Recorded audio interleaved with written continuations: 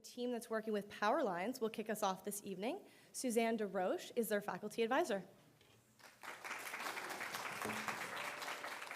Good evening, everyone. My name is Ritika, and I am excited to show you the work our team has put in over the course of this semester towards executing our project titled Advancing Clean Energy and Equity Through Utility Regulation. Before we dive in, I wanted to set a bit of background as to why this project is important. Today in America, 1 in 7 households face energy poverty. 36% of Black and Indigenous communities are burdened with high energy costs, and marginalized groups spend nearly 20% of their income on paying their energy bills.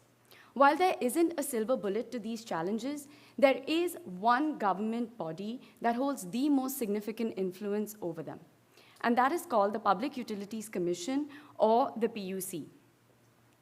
Now, each state in the US has its own PUC, and they have significant powers to determine our energy bills, where energy projects are located, and regulate utility investments in clean energy and fossil fuels. PUCs oversee utility companies, which are the service providers for the electricity and gas services that power the daily lives of consumers like you and I. However, most consumers are unaware of how PUCs work or how they can engage with them. And this gap in knowledge is a contributing factor to the challenges that I mentioned earlier. Currently, there are approximately 200 public utility commissioners across the United States, and they control and oversee nearly $200 billion in annual utility spending.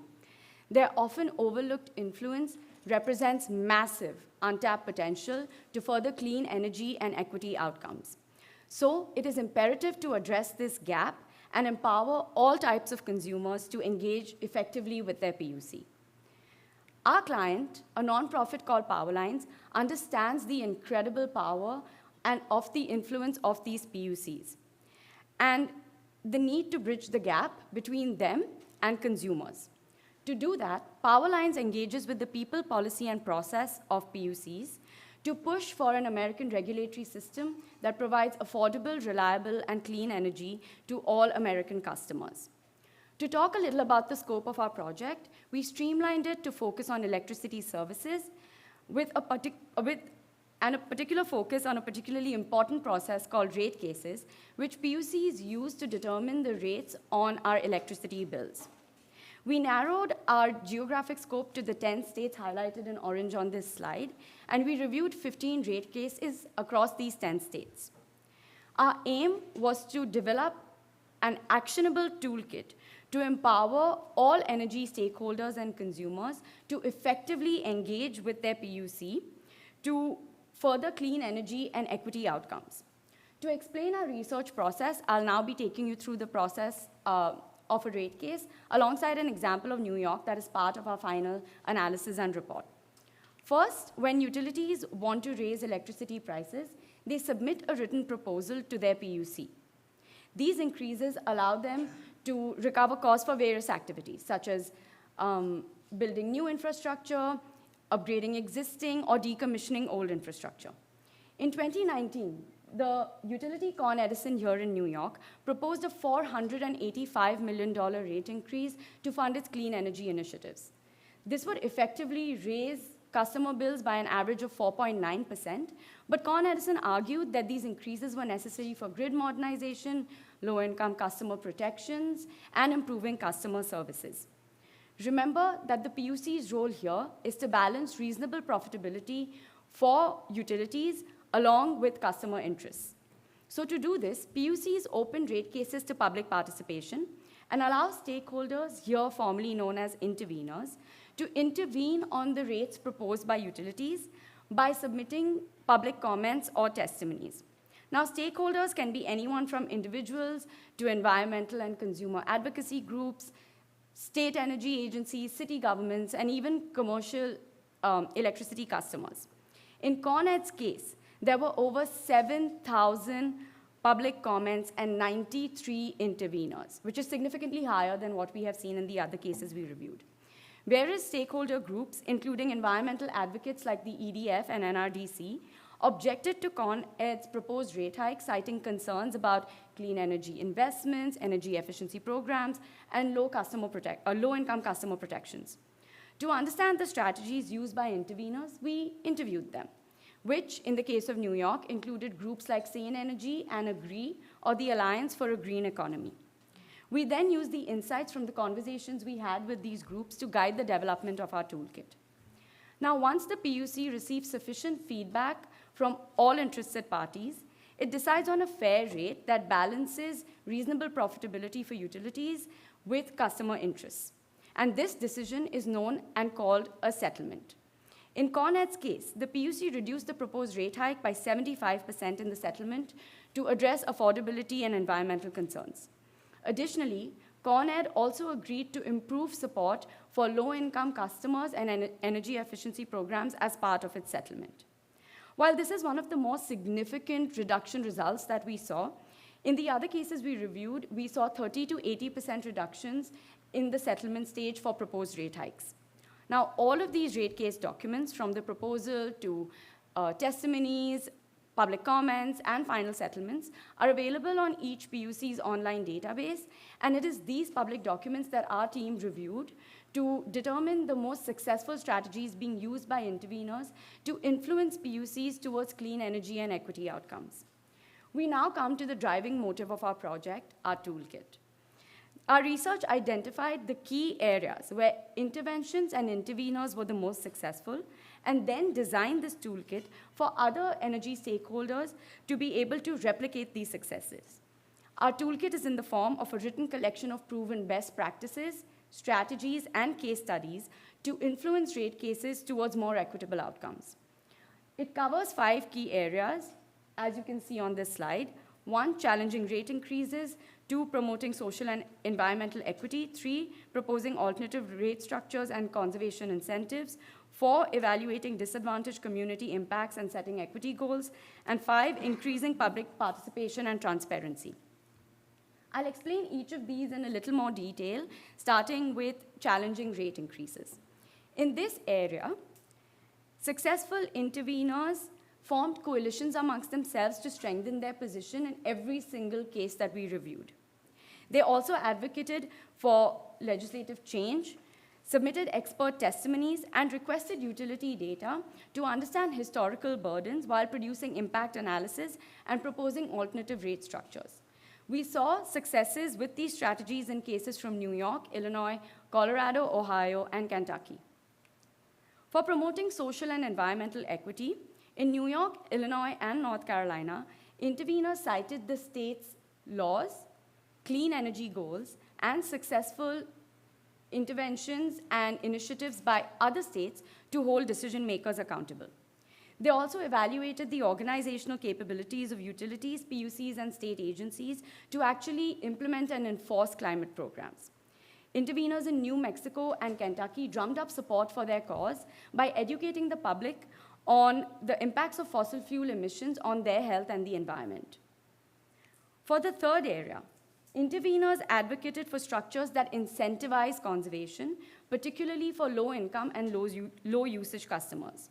They proposed lower fixed charges and more variable rates to encourage reduced energy consumption overall. Interveners also generated expert testimonies with recommendations for low-income programs, which included input from affected communities to support their arguments. We saw successful implementation of these strategies in cases from the states of North Carolina, Kentucky, California, Colorado, and Ohio. For evaluating disadvantaged community impacts and setting equity goals, we found that some states require utilities to provide assistance to low or moderate income households. Interveners in Colorado, particularly, requested clarity on the definitions of eligibility for these affordability programs. In New York, North Carolina, and Kentucky, interveners testified and pushed recommendations for stronger low-income protections, while in New Mexico, third-party analysis was used to highlight community impacts and influence the PUC's decision towards equity. Finally, to improve public participation and transparency, interveners in California organized public hearings. In New York, they held training programs to hear challenges and further educate customers. And in Colorado, interveners maintained strong networks to share best practices and strategies in the interest of the longevity of their causes. That concludes my presentation and our project. And it was the quickest brief of our work, which is contained in a very comprehensive and detailed report for PowerLines. Overall, this experience has taught our team a lot about the merits, challenges, and inequities of the American public utility system. It has also taught us the value of patience and persistence, since rate case research is a very slow and challenging process. But most importantly, it highlighted for us the power of claiming your seat and using your voice in the rooms that matter to change things for the better. Finally, on behalf of my incredible team, I would like to thank our advisor, Ms. Susanne DesRoches, and our client, PowerLines, for this incredible and eye-opening learning opportunity and experience. Thank you so much, and at this point, I'm happy to take your questions.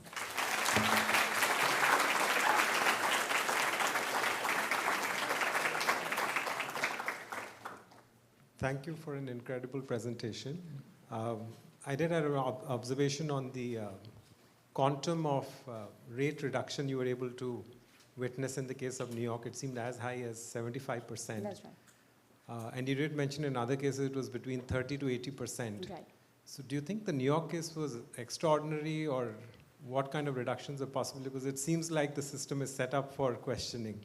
So I was just curious what take you have on that. So from what we've seen across the 15 rate cases that we reviewed, it obviously changes on a case-to-case basis. We saw some where there was a 20% reduction. We also saw one case where there was a 100% reduction, where there was no increase allowed because the proposal did not align with the state's clean energy goals. So it really does depend on a case-to-case basis and what interveners and affected parties are able to bring before the commission, which then influences the way that the final settlement looks. Just talking. Yeah, over here. Real quick question. So I think a lot of the research that you presented, which is clearly very thorough, was about rate reduction overall, and maybe talking about like maybe medium or low-income families. To what extent did your research uncover like cases of intervention where it's talking about asking for specific outlines or like goals in terms of clean energy initiatives that will be used with the increased rate case? So rather than necessarily a rate reduction, more getting specificity around goals and how the utilities plan to use the increased rates to address, having more clean energy on the grid and things like that, especially because there's so many dependencies with RTOs and all these other, steps in between. Absolutely. Thank you for your question.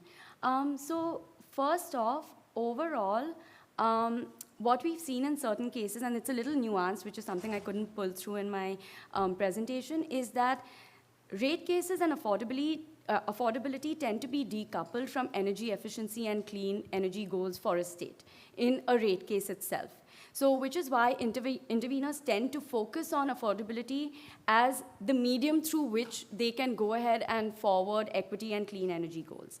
In every single case that we've looked at, there was something or the other which cited the clean energy goals or brought up the fact that other states were doing this. Or we also saw one of the cases, which, if I'm not wrong, was from Kentucky, where as part of the proposal, the utility wanted to reduce incentives for solar power and wanted to reduce the incentives being provided to consumers that give solar energy back to the grid. And that is something that all interveners went after very strongly. So some of it is by design, where rate cases can only focus on rates by definition. But all of them had some factor or the other of clean energy that was cited, used to influence PUC decisions towards equity. Thank you for your question.